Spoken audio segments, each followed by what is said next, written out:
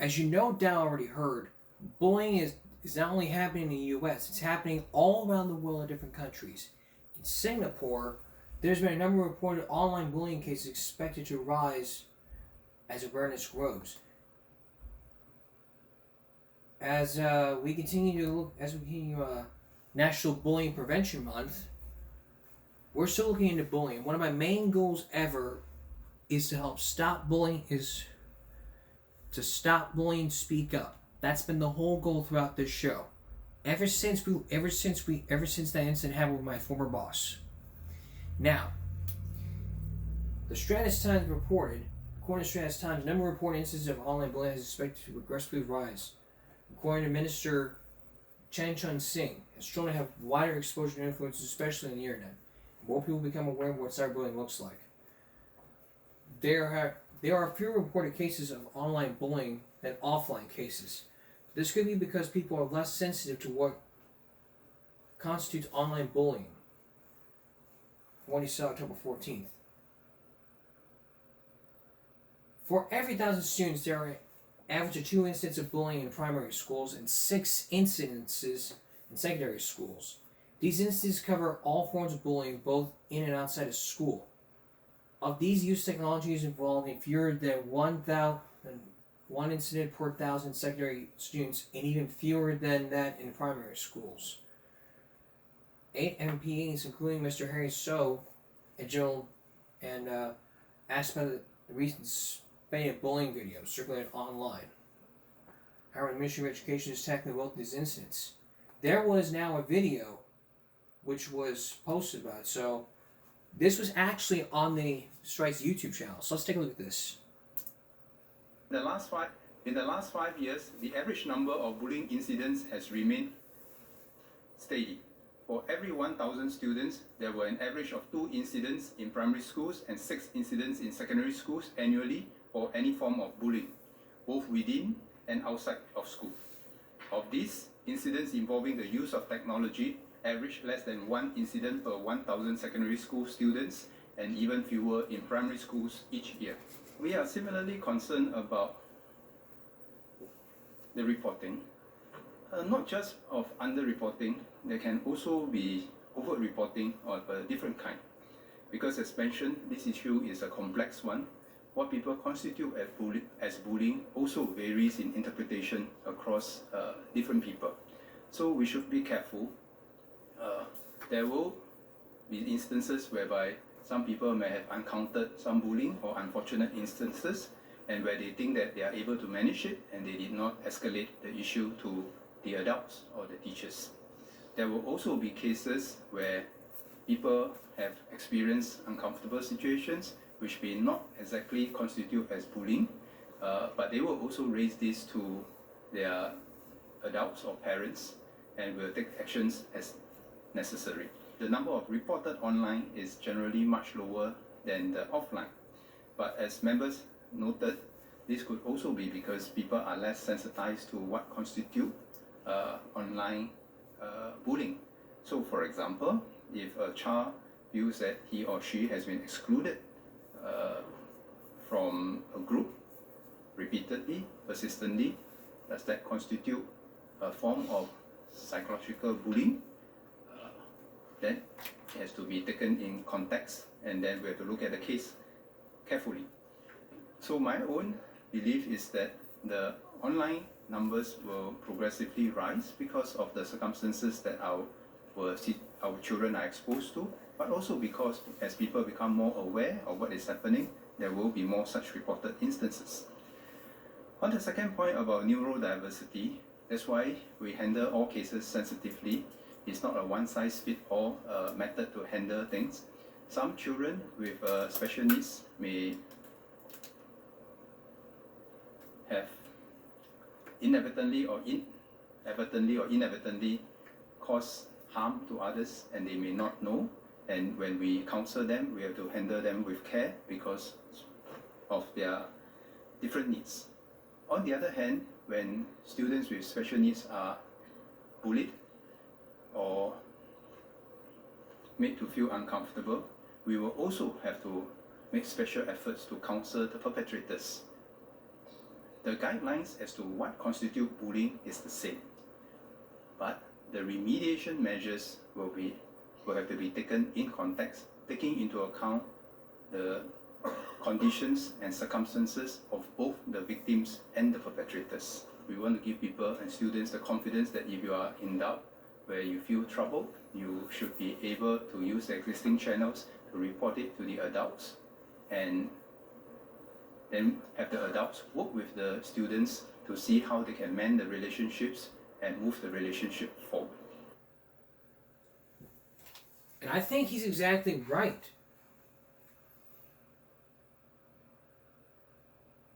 And this went viral. And everybody has to understand about bullying, you know? It's not just happening in our schools. It's also happening outside of schools. So, the bottom line here is this. I mean, if you're bullying somebody, you need to stop. Being a bully is unacceptable, and playing a victim is not. If you're standing by, send help. Together, we can end bullying. Stop bullying, speak up. That has been my message. For more info about this, log on to our newsletter at givemeabreak.substack.com. More information and tips about some videos. You can also join the Stop Bullying Speak Up group, which I created on Facebook. Together, we can end bullying. Still ahead, the Menendez brothers. The latest on the Menendez brothers. And our Give Me a Break second look into Children of the Harvest. Some things I have not talked about are going to be talked about tonight. Stay with us. Set them free. Those are often the words that we do not want to hear. But in the case of the Menendez brothers, the family was out there making a public appearance saying set them free. And as we're about to show you from the very latest from the case, the new evidence will be put into play in November, and we'll see what the court system has to say about that. We've been talking about this last week for Menendez Monday, and it's something that shouldn't be brought up. But this has just come to my attention. So, what's next for the prosecutor? What's next for the prosecutor for the prosecuting that trial? Is new evidence to be put into play in November, or is it not? Here's Jim Murray. It's a stunning show of support for the Menendez brothers. Today, 24 relatives of Eric and Lyle Menendez banded together at LA's criminal courthouse and called on the brothers' release from prison. Among the relatives, Joan Anderson Vandermolen, the sister of Kitty Menendez. As their aunt, I had no idea of the extent of the abuse they suffered at the hands of my brother-in-law. None of us did.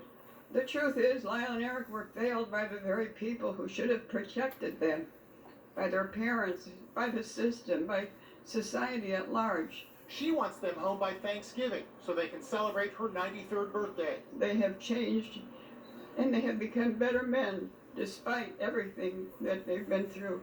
Nephews and nieces of both Jose and Kitty issued urgent pleas. I am the niece of Jose Menendez.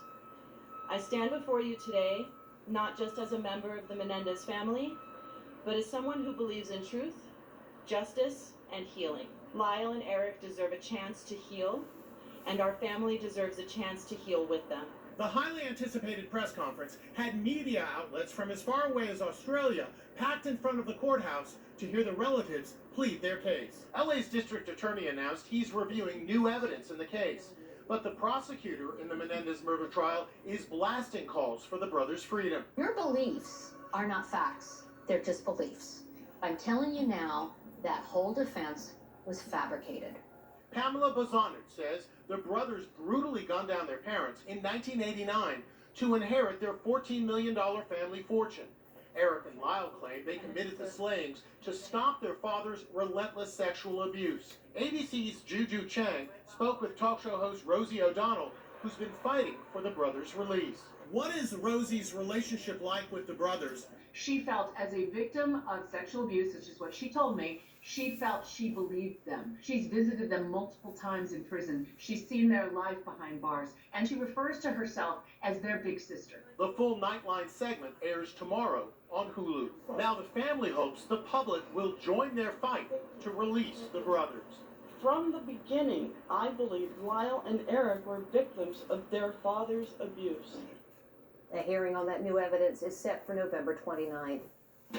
Right after Thanksgiving. So we'll give you the very latest. And come up on Friday, we're going to give you that interview from Juju Chang. Because of that, we're going to have that for you tomorrow. That interview, that's tomorrow. So I really think that, with the evidence we put in play, I think the judge can just really believe what's going on and make some laws. That 60 Minutes story we talked about, where parricide happens, California ought to be like Texas. Don't get me started on the guns, Don't get me started on the guns. We're not talking about guns. We're talking about parricide. If a child would have killed the parents, then all the abuse would come into play, then it could be released. But states would not do that. If states did not want to hear the evidence, they should be coming in here going all, we don't want to hear it. We don't want to hear it. La la la la la la la la la la la la la la la. I can't hear you. They just be covering their ears, covering their eyes. I don't want to see it. I don't want to I don't want to hear this abuse. I don't want to hear it. La la la la. You had to hear it. If this was your child being sexually abused, you wouldn't just sweep it under the carpet. You'd actually care and fight for your child. But with that new evidence, new testimony, I believe it could set the brothers free. I'm not a legal expert, but if I was a legal expert, it would be helped out a lot, We have to make sure we hear about these cases. That interview that is going to be aired on Nightline tomorrow, going into today,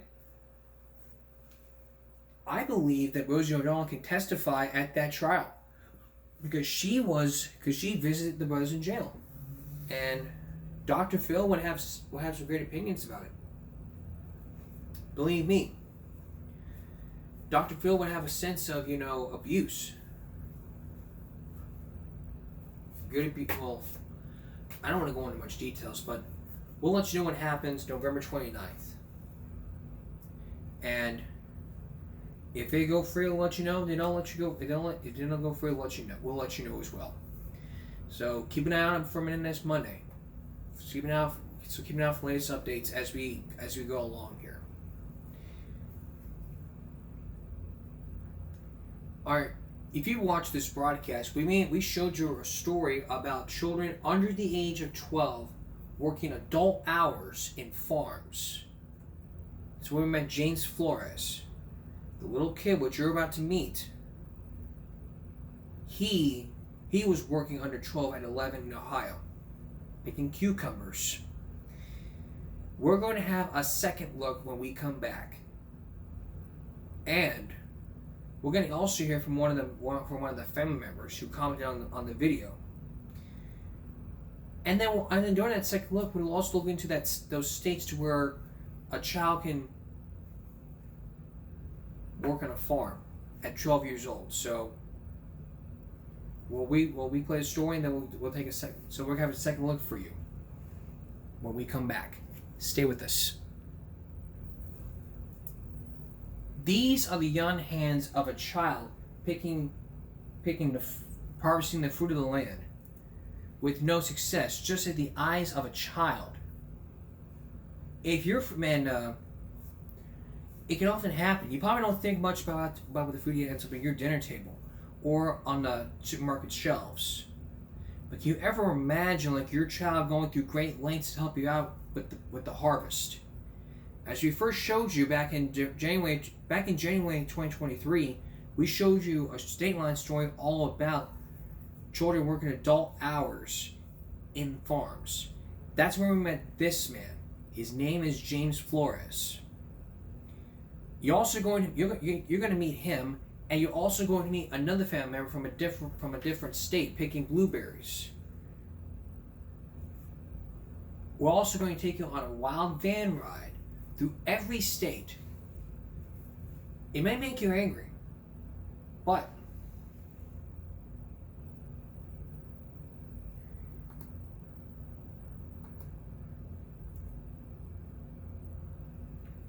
it could tell us not only about the food we eat, but it can also give us a sense all about child labor laws. So why do most states allow children under the age at 12 years old to work on the farms or in the fields? And why is one farmer which you're about to meet being terminated because of a child labor violation? Here's Dennis Murray with our Give Me a Break second look.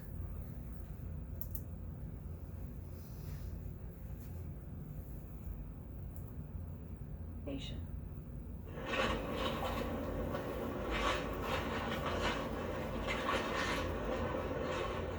It's an everyday bounty we take for granted.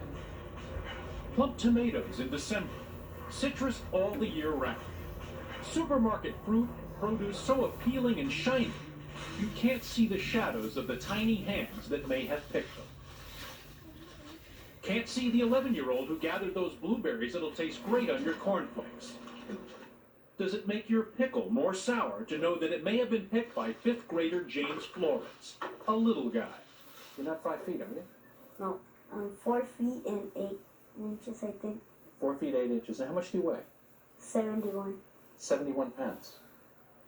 At the age of 11, James, an American citizen, is a veteran farmhand. He's been doing man-sized work since he was 7. And here's a 6-year-old following in his path. Too young? How about a 2-year-old beginning her apprenticeship? They are all children of the harvest. Maybe you thought child labor was a faded image of the way we used to be in America, an embarrassing practice captured in these old news documentaries and later legislated out of existence. Well, you'd be mistaken. Look closely in fields all across the country, and you'll find underage American children doing work that is forbidden by U.S. child labor laws. But as Dateline learned on a 4-month, 5,000-mile journey with James Flores and his family, migrant children have a way of turning all but invisible when the crops come in. It was a grueling trip with some scary moments and quiet beauty on the road. And along the way, we found a story of a devoted family and a father's struggle to provide for his children. It's a story that may make you angry. The story of a collision of needs: the pickers, the farmers, the food processors. It was 60 years ago, President Roosevelt signed into law sweeping new rules about when and where children can work. They were forbidden to toil in mines and mills. To this day, a child has to be at least 14 to work in most shops or stores, and even then, only for limited hours. But agriculture was always the exception. By federal law, if you were 12 years old, then you're old enough to work in the fields. And that's the irony. You may be too young at that age to stock produce in a grocery, but there's no one who will stop you from the backbreaking work of picking it. And if you're younger than 12, we found it can be a netherworld of don't ask, don't tell. Go back to last May. That's when we first met James Flores at his home in the Rio Grande Valley of Texas. The baby, James's niece, is in the bucket because there's no running water in the family's cinder block house. The water they used to bathe and wash dishes with came from the irrigation ditch nearby. There's no electricity either. When the family of 12 wants to watch TV, they have to fire up a gasoline generator. Pablo Flores, the patriarch of the family, says he needs about $1,700 to pay overdue utility bills and restore water and electricity. But he's not going to make it in Texas. The picking is done for the season. If he wants to make money, he'll have to once again take the family up north to work the crops there. Pablo's 47 years old, a U.S. citizen and taxpayer who has picked fruit and vegetables most of his life. When I finish a job like picking oranges, grapefruits, carrots, whatever, I have saved money to travel to the next job. I think the migrant worker is the happiest man in the world. Pablo's boy, James, is learning computers in a summer program at his local school. He talks about being a carpenter someday. James's teachers regard him as bright, but he reads below grade level and could use this extra time in school. School principal Irma Infante, a child of migrants herself, knows all too well how many migrant kids never graduate from high school. She also knows James will be headed north in the morning. Are you going to go to school over there? Finish your summer school? Are you going to work? Yes, You're going to work? I do. You are? These children never get to enjoy their childhood. It's always work. James is only a child, only a fifth grade child. I still believe he's too young to work out in the fields. But it's a deaf ear's message to James's father, Pablo. To him, traveling the country, teaching his children to work, is education. If they don't get an education, if they don't know how to do anything, what's going to happen to them? If I teach them how to pick apples, blueberries, cherry, watermelon, then they won't suffer. At home that night, James's 12-year-old sister Rachel helps him pack. Pablo is twice widowed. His companion, Norma, is called Mom by the kids. She does most of the housework and childcare. The next morning, they're up before the sun. 10 of them, piling into Pablo's ancient van, careful to make room and back for the image of the Sacred Virgin of Guadalupe. Pablo has no credit cards, no AAA membership, no map, and just $700 to cover all gas, food, and emergencies until they find work. So on Saturday, June 13th, summer of '98, with millions of people hitting the beaches, with a Dow just below 9,000, the Flores family rolled north, destination unknown. Outside, it's a broiling 100 degrees, and inside, it's not much better. The 23-year-old van isn't air-conditioned. The kids fidget and wrestle. They may not know exactly where they're headed, maybe Michigan or maybe Indiana, but there's one thing they can count on. The van, with more than 200,000 miles on it, is sure to break down. Just a few miles from home, the radiator overheats. Later, the water pump gives out. They are forced to stop dozens of times. Their precious bankroll is getting nibbled for spare parts, like this new water pump. $32.99. And there's no money for mechanics. Each time the van expires, Pablo and his sons will figure out some way to fix it themselves. And there are ingenious improvisations. A piece of the kid's water pistol helps patch one problem.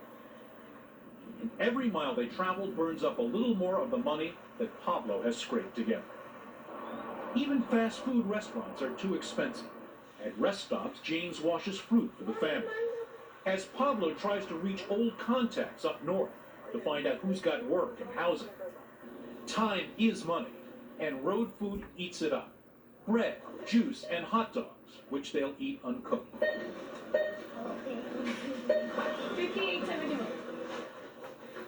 They drive on into the night, across the line into Arkansas, where police stop Pablo for drifting back and forth across the white line.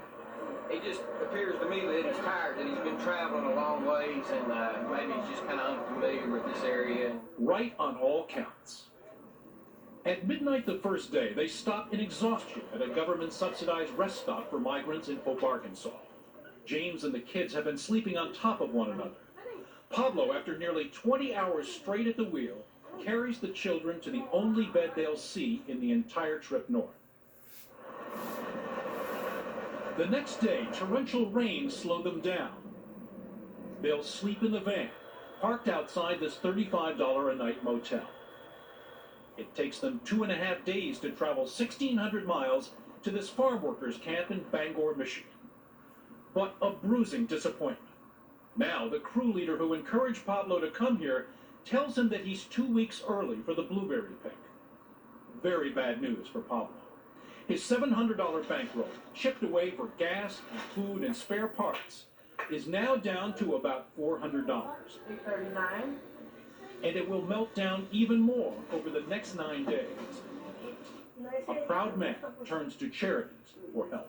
He was going to churches, and they gave him food and clothes. Michigan's a loss. They pack up and roll through Indiana, looking without success for work and housing. So Pablo heads toward Ohio, where he knows of a migrant center that will take them in, but only for 72 hours. He tells us he's down to his last few dollars. He uses them to buy detergent, milk, and cigarettes. Making enough money to get the lights and water turned back on in Texas is now the least of his problems. He's got 9 other mouths to feed. This father, who said the migrant is the happiest man in the world, now says he's broke. And broke he is. Will we come back? Will there be fate? Will there be luck turn? Or will they hit a dead end? Stay with us. Well, as you've seen, the Flores family is traveling up north, harvesting the food of the land. But no success with a host of problems, especially that van. But the luck is about to turn. But is it worth the price? Once again, Dennis Murphy. 2 weeks, 2,000 miles from home, and their luck's been running about as rough as their van. Finally, they catch a break. In Fremont, Ohio, farmer Mike Yeagle needs people to pick his cucumber crop, and he has free housing too. On June 24th, the Flores unpack in what will be their home for 8 weeks of work. It's a converted barn, old mattresses, bare light bulbs, no running water inside, outhouse out back. James will share a bed with 2 of his brothers. We will use this graph to do For the first week, James goes to a school program set up to keep migrant kids out of the fields. His sister and younger brothers attend too. But when the cucumbers are ready for picking, James's teacher finds an empty classroom seat. He didn't come for like 4 days in a row, I believe. We really miss him here. James is in the fields, working side by side with his father and older brothers, bent over a 6-hour day, 7 days a week. And he says the bending hurts his back, and the lifting can't help much either. When a bucket is full, it weighs about 25 pounds, a third as much as he does. This bone hurts a lot. Which bone? Show me. The spine. The spine bone hurts? Yeah. From what? From stooping or from From bending like over this, like that? from bending over. Labor Department officials say it is against the law for a child this young to be working in the fields, unless it's on a small farm or his family's own farm. Perhaps that's why Pablo didn't tell Farmer Yeagle up front that his 11-year-old, James, was going to pick. The boy is working off the books. His cucumber tally is credited to his father and brothers. The more you pick, the more you're paid. Out here in the real world of the fields and blood obligations to family, the regulatory universe of child labor laws and government inspectors has all but disappeared. James, could you ever go to your dad and say, you know what? I don't want to work today. I feel tired, I'm pooped, I'm not going to go out. Nah. Why not? He'll take a lot of time. And he gets more time. So, if you don't go to work, your father's going to get more tired. Yes, because he's gonna get my work. He's going to get your work if you don't go. Is that the way you see it? And Dad, Pablo, needs every hand he can get to help him make ends meet. He sometimes relies on food stamps, but says he never collects welfare or unemployment insurance. He has no problem with his son working beside him. If he wants to be next to me, you know, there's going to be nobody who can get him off the farm. But it's the law. I understand it's the law, but the law can do anything against a person's will. In school, James's best subject is math. Out here, he's not only the best picker, he's also the family bookkeeper. How much money do you make picking pickles? Like $1,024 Per week. For a good week. We get like $1,024. The farmer, Mike Yeagle, can see the 20-acre cucumber patch from his house, but he's got plenty of other chores to do. He works 1,300 acres, mostly corn and soy, with his brother. He tells us the farm earns them a comfortable but by no ways extravagant lifestyle. Yeagle drove his dad's tractor at 8 and personally thinks there's nothing wrong with children doing most farm work. But he's mindful of the law. Youngsters under the age of 12 can't even be in the pickle field. So if they're 10, they're too young to be there. Right. If they're 11, they're too young to be there. Yeagle seems to have no idea that there is a child working adult hours in his own fields. Mike, you got that very situation this year. You got the 11-year-old there, 7 days a week, 7 8-hour days. In my field,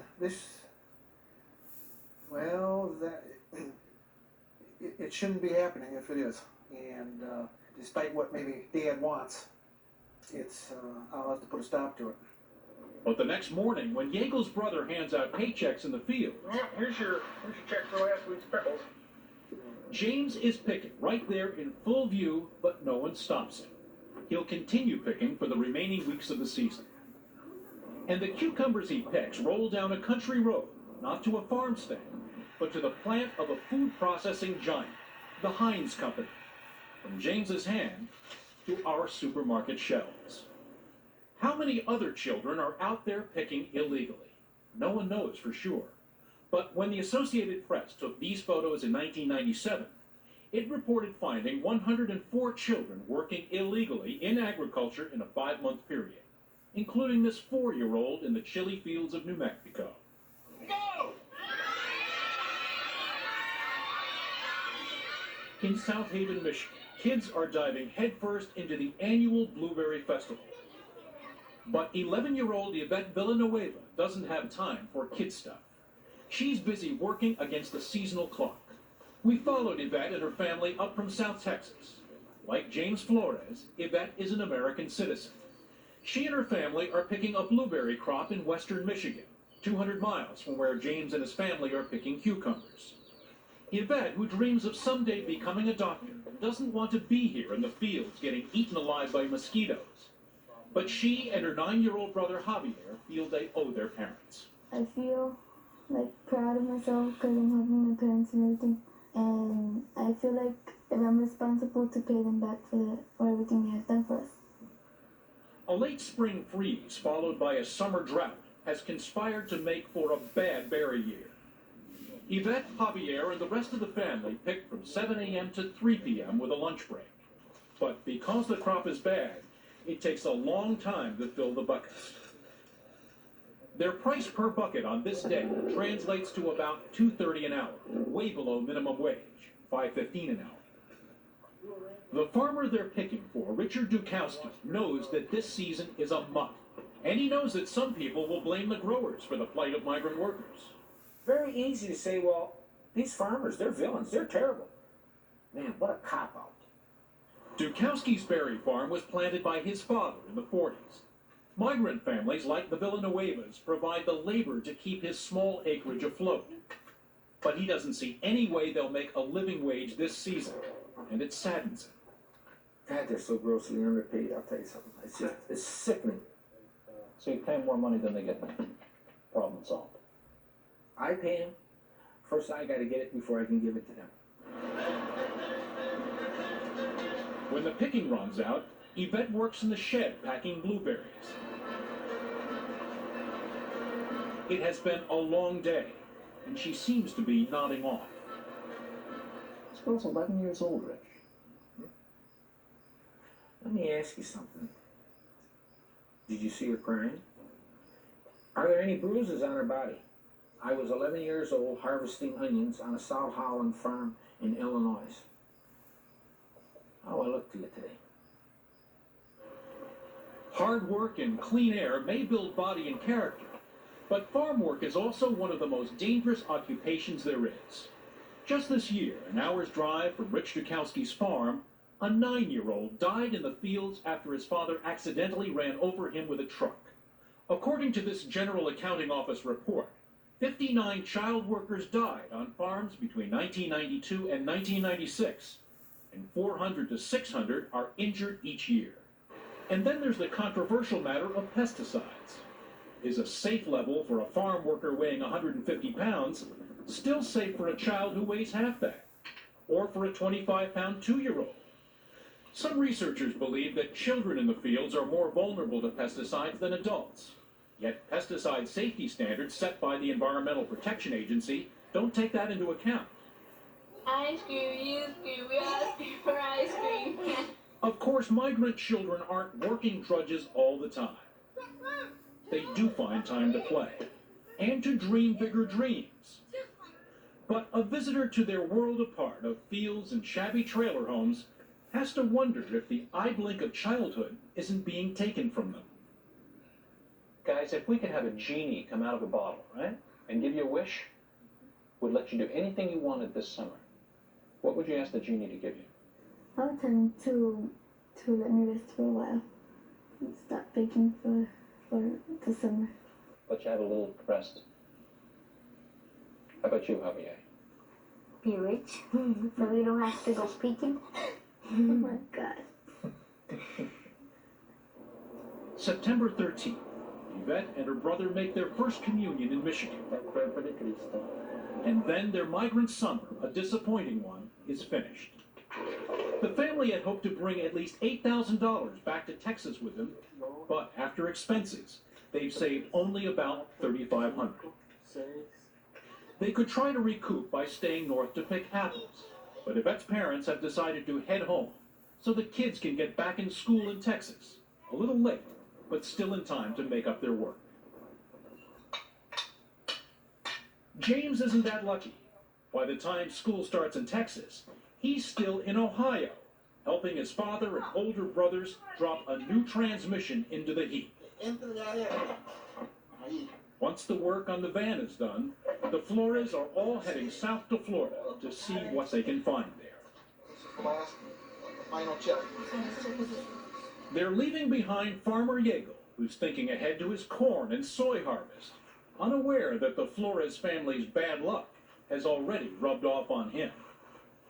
After expenses, Pablo and family have saved up $3,600 picking cucumbers. Figure in the cost of living expenses for 10, and it's apparent they'll need to do better than that to get the water and lights hooked up back in Texas.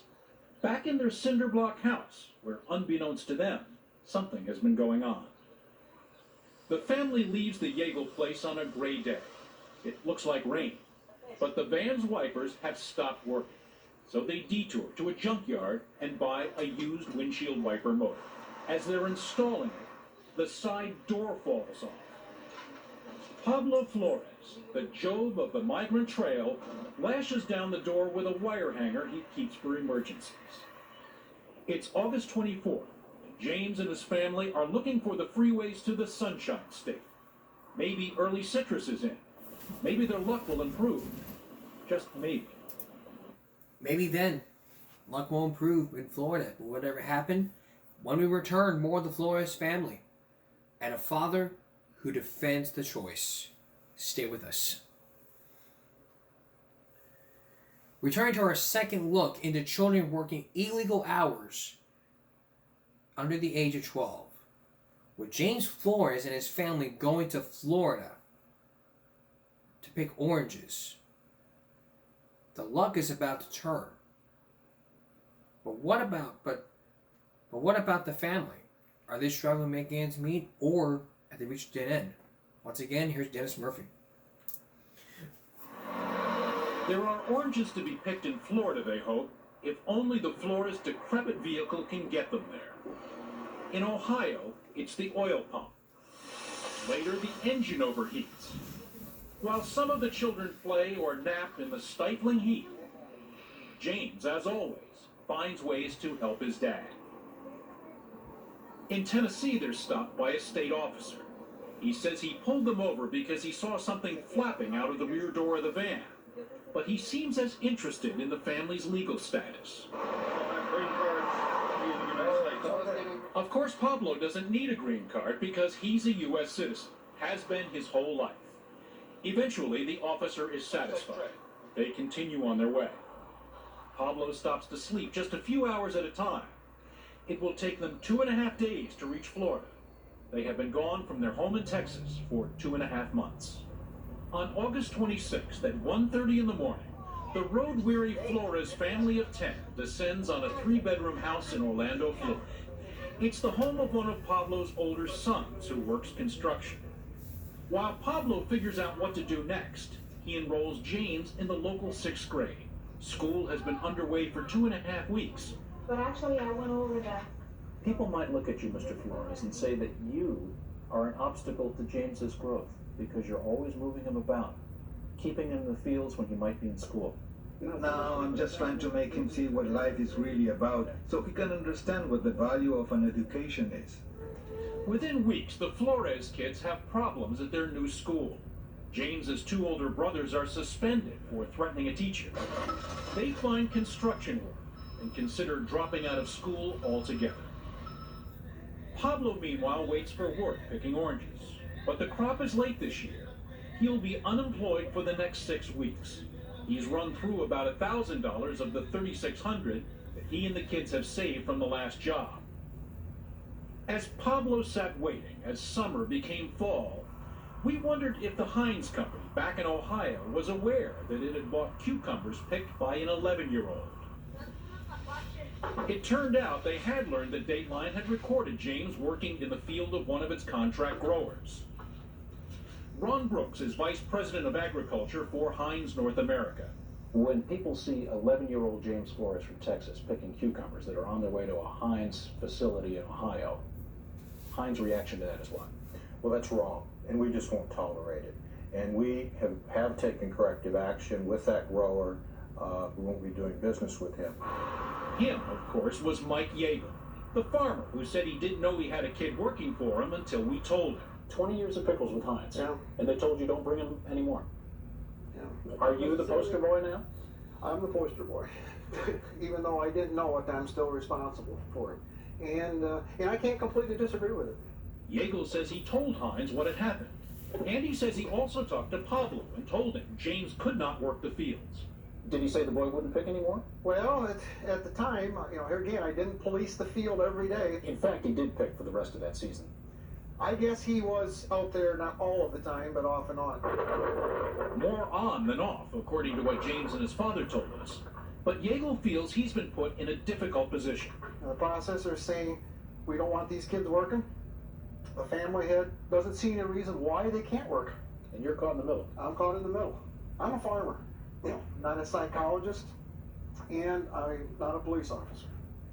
Heinz provided us with this binder full of documents outlining its efforts to improve migrant conditions and prevent child labor. And yet, the company cited only one previous instance, just one, in which it had terminated a grower for a child labor violation. Do you think they're being a little hypocritical? Yes, I do. In what way? Well, in singling me out rather than working with me. Is this farmer being punished, Ron, because he was candid and came forward and said, you know what? This was happening. I wasn't aware of it, but the TV people happened to be here. What are we going to do? Is it not just zero tolerance, but also putting the fires out of a public relations problem? No, it's not at all. Our policy, and it's clearly stated, and growers know that we have a zero tolerance for this sort of thing. You know what? If you and I got in a car and any July day, picked a field, we'd probably find some young ones out there. Well, Dennis, I don't know that if we just drove around in every field we'd find them. I can't say that that's the truth. But when we first started looking into this story in the summer of 1997, Dateline saw underage kids working in the same Ohio farmlands on several different farms, including this one that grew under contract to Heinz. In fact, that's where we found this 2-year-old learning the ways of the fields from her older aunts and uncles. If Heinz were to apply the letter of their law as strictly as they did to you, to the other growers, how many pickles do you think they'd get at the end of the summer? Heinz is going to find themselves out of the pickle business. Of course, there are federal inspectors mandated with preventing child labor. But in the state of Ohio, there are just 35 of them, and their inspection beat includes industry as well as agriculture. Finding James Flores working would be like spotting a needle in a pickle patch. Mike Yeagle hasn't decided whether he'll try to grow pickles for some other company next year. But if he does, he says he'll avoid hiring families with underage kids. My problem this year was Pablo Flores and one 11-year-old. But it wasn't just one 11-year-old working on Yeagle's farm this summer. there was another child. This boy we saw working on that same pickle patch. He told Dateline producers he was the same age as James. Another 11-year-old boy working in the fields. We talked about one, but there was another. All right, well, again, I'm not saying that's not impossible. That's very possible. That could have happened also. And then, not to make this farmer's life miserable, but we had to ask about a serious problem with the Flores family's pay stub and timesheets. A problem that we had called to Mike Yeagle's attention much earlier in the season, but hadn't been fixed. By our reckoning, it appears that Yeagle paid the 5 members of the Flores family who were working on the books about $4.20 an hour for the season, nearly a full dollar less than minimum wage. It looks like they're about $1,200 short for their season. Well, I'm not saying that's not possible. So it's possible they came all those miles from Texas with that awful van and worked for 7 days straight and they didn't even make minimum wage. That's possible. Yeagle says his other migrant families had no trouble meeting or exceeding the minimum wage because they were simply much better cucumber pickers than the Flores. Nonetheless, the law requires the farmer to make sure that his migrants make at least minimum wage, $5.15 an hour. The law says every week goes by they got to be making minimum wage. Up to That's snuff. correct. You know, if in fact your figures are correct, it just simply got away from us, and we weren't following it as closely as what we should. Back in Florida, late October now, and there are finally oranges to pick. But the Flores family is back in the van, headed home to Texas. There has been an unexpected family crisis. Pablo's companion and the children's surrogate mother, Norma, had to leave to go home to Mexico to take care of her ailing mother. Pablo told us that he had to give her $2,000 of his dwindling savings. Florida has turned out to be a total bust. Wasted gas, wasted time. Without Norma, Pablo is concerned that there's no one to watch over the kids. So they're all back on the road, the last leg of a journey that no one expected to end in a rainbow and a pot of gold, but neither did they expect the ugly low blow to the spirit that's waiting for them back in Texas, back in their cinder block house. When we return, the Flores family goes back to Texas with a surprise that no one could have foreseen, and a second look into child labor laws, as well as states that allow children working in fields, like Ohio. Is it still happening? Stay with us. And now the conclusion to our story. James Flores and the rest of the family have just got out of Florida and going back home. But there's now more tests with a surprise they could not have imagined waiting for them when they get there. Again, Dennis Murphy. They're closing the circle now, westbound on Interstate 10 across the Gulf Coast states, heading home to the Texas Valley. It's the 3rd week of October. John Glenn is preparing to re-enter space. The Yanks have won the World Series. And James drowses in the back of the van. At a rest stop in Alabama, just when you think that van actually might limp them home, the Flores get a cruel and nasty surprise. The van is on fire. The ignition has sparked a blaze in the engine housing. And for a few moments, it looks as though the entire van is going to go up.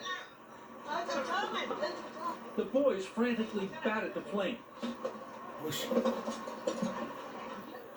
Rip the engine covering off and toss it on the pavement. The family is tired and irritable. All they want to do is get home, and now this. The fire becomes a symbol for the mostly futile summer and fall they looked for work. Why is James out here on I-10 on a Friday in October? This boy who won't be old enough to work in most stores for 2.5 more years. And yet he's been out in the fields, bent over picking, all but invisible since the age of 7. The Department of Labor in Washington is responsible for enforcing our nation's child labor laws. We showed some of our footage to Assistant Secretary of Labor, Susan Camp. What really gets you when you see that is that in this day and age, at the end of this century, we're still seeing pictures that we would have expected to see at the beginning of this century. What can we, the consumer, do? How can we be assured that we're going to get a pickle that isn't They can't picked be by a assured. 10-year-old? They A cannot. tomato picked by an 11-year-old? Fortunately, they cannot be assured. They cannot know that exactly what they got has never been touched by a child's hand. I'll pay you 50 cents more for the jar of pickles. Just, I don't want to be eating pickles picked by a kid. Can you guarantee me that? I can't guarantee that, but I can guarantee you that we're trying to do something about it. She's talking about Operation Salad Bowl, an initiative launched this past year by Secretary of Labor Alexis Herman to put more inspectors in the fields and to crack down on child labor. We're going in unannounced, on weekends, on holidays, early in the morning. How many violations did you cite? They say they did about 1,500 investigations. Less than 100 kids were found during that time. You just showed me video from one farm. We where looked you to the see a right, we couple. looked to the left, and we saw two. So clearly, if we look just on the statistics, neither you or I are going to feel satisfied at what the results are. I'm left at the end of this thinking that there really isn't anybody out there looking out for James Flores, unless there's the unlikely lightning bolt that one of your federal inspectors is actually going to show up one day. He himself may not be protected because our investigators were not where he was. But I am hoping that 50 task forces, which went out targeting some of the places that we knew were abusive, would send a ripple effect throughout the industry. And perhaps that farmer who said, I can't look, I can't be the policeman, is going to say, I better double check. But what about the child labor laws the government is enforcing? What's okay in the fields is taboo in the shop. You can work in the fields at 12 and 13, but you can't work at your mall. You can't work at the fast food shop. Does the law make sense? There are a lot of people asking, does it make sense? Including some people on Capitol Hill. Two bills now before Congress would forbid children under the age of 14 from working in the fields, with some exceptions for children from family farms. But none of the farmers we met thought much of that proposal. Not Rich Dukowski, the blueberry farmer in Michigan, who hired Yvette and her family, the Villanuevas. Now, you can pass all the laws you want until you start putting those fathers in jail. You got to put them in jail if you want to institute change. If you want to do this, fine, but I think it's very un-American. So you think there is a place for kids in the fields? I think there's a place for kids in the family. That's what I think. How many kids are deserted by their parents because they're working two jobs? Before society starts condemning Senor Villanueva's choice of lifestyle, I suggest you look in your own backyard and find out why the kids were shooting one another in school. I'll tell you what, they lost the basics.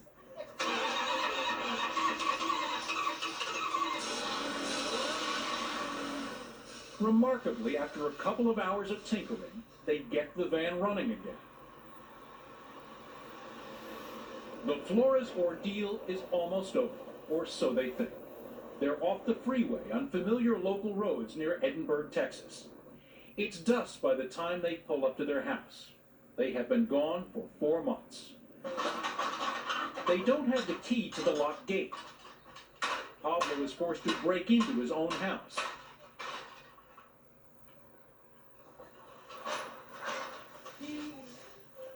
It's apparent right away that it isn't the first break-in since they've been gone. Even in the dark, they can tell that the place has been ransacked. Someone has gotten into their home in the months that they were away. Pablo strings an extension cord from a neighbor to get a light going in his house. Now he can see just how bad they've been hit. Rachel finds her mom's picture in the dirt. The generator that ran the TV set, gone. So's the old VCR. It's been stolen. What isn't flat out missing has been vandalized. Stuff is strewn all over the place. What a homecoming. But it is an amazing thing about this resilient family. It is hard to find the straw that will break their back. Pablo and the kids start cleaning the home that very night. Burning the trash out back. By daylight, the modest house doesn't look that bad. They clean all day. They are home. Yeah, this is your place. You shouldn't be moved from here.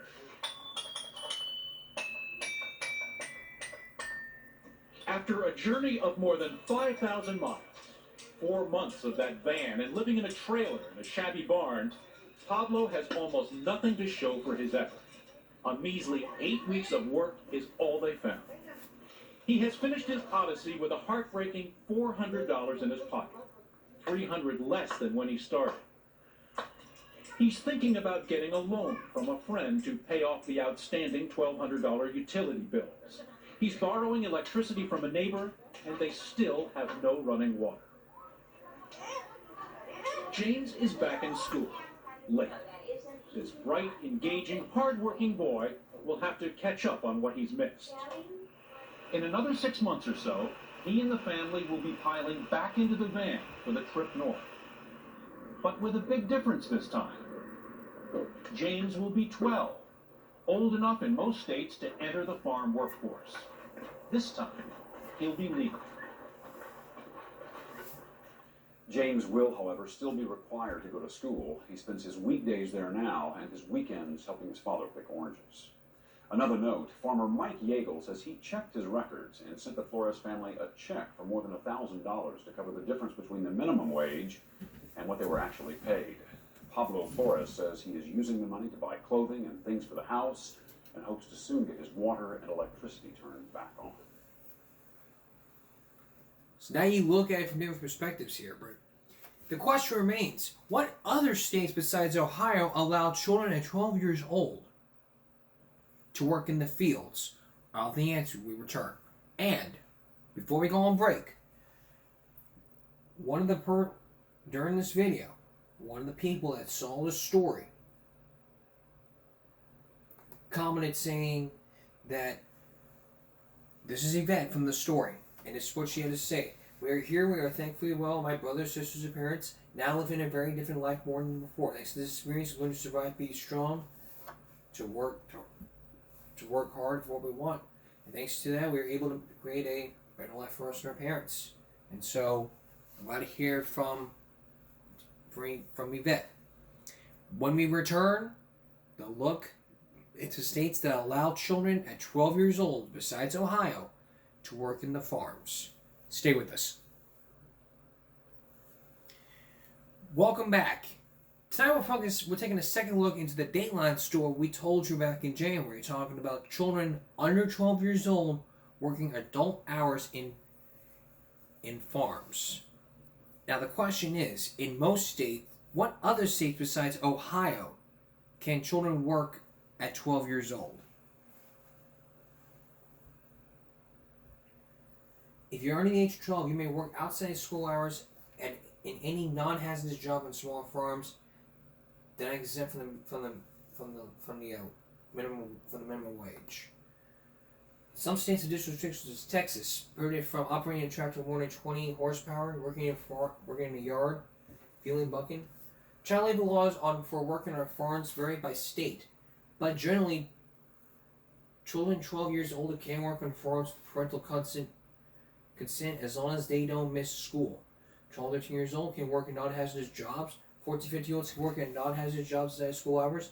And 16 years and older, they can work any job at a farm anytime. So if you're 12 to 13, you can work a non-hazardous job in farms where a parent is working or winning consent. At 14, 15, you can do the same thing, but you can work a non-hazardous job outside school hours if you're 14, 15. And 16 years older, you can work any time. But in 12 and 13, James's case, he still has to go to school, which is required by law. But in some states, like Texas, children are prohibited from operating a tractor, working in the yard, pen, or stall with certain animals, fueling, bucking, skating, loading, or unloading timber more than 6 inches in diameter. And in New York, children can work at the age of 12 to harvest berries, fruits, vegetables outside school hours. So, in a city in New York City, if you're 12 years old, you can basically work outside of school in New York City. States have regulations when it comes to child labor laws. Look, it is why kids these days, these teenagers out there. Let me turn you around. Let me turn around for a second.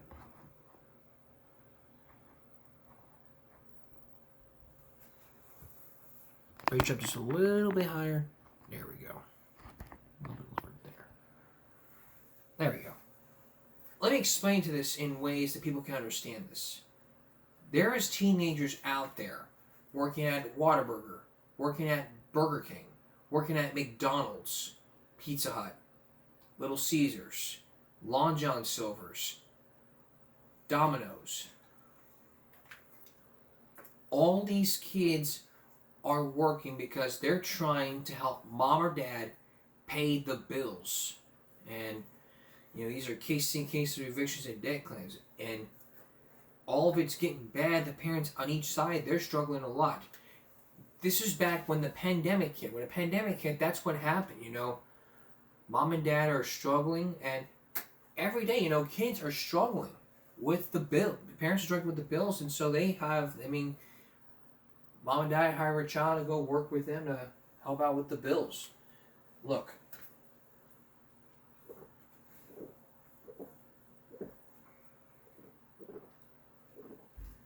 I am not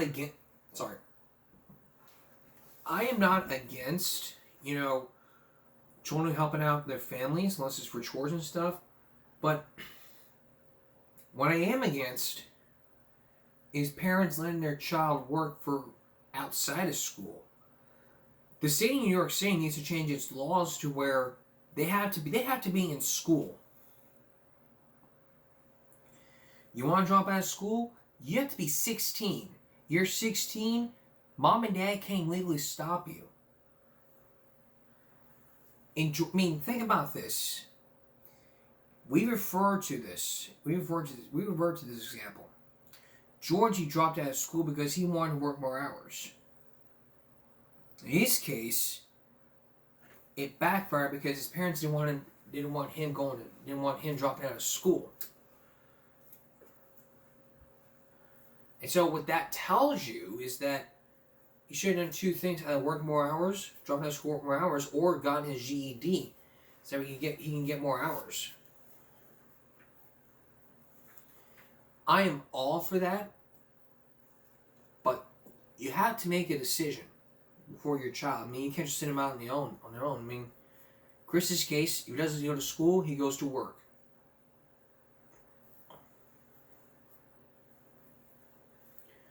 But nobody knows what you can get with a 10th grade education. And believe me, I wanted to be like my brother, you know, working while I was in school. But that was not a school-related, that was a school-related program, unless it was for college. If it was for college, okay. But, you know, we have to understand where we're all coming from here. Believe me, I worked at a school-related program to where stuff like this happen. You go out in the community, you help out. That's helping them out in every community that you live in. There's no excuse about it.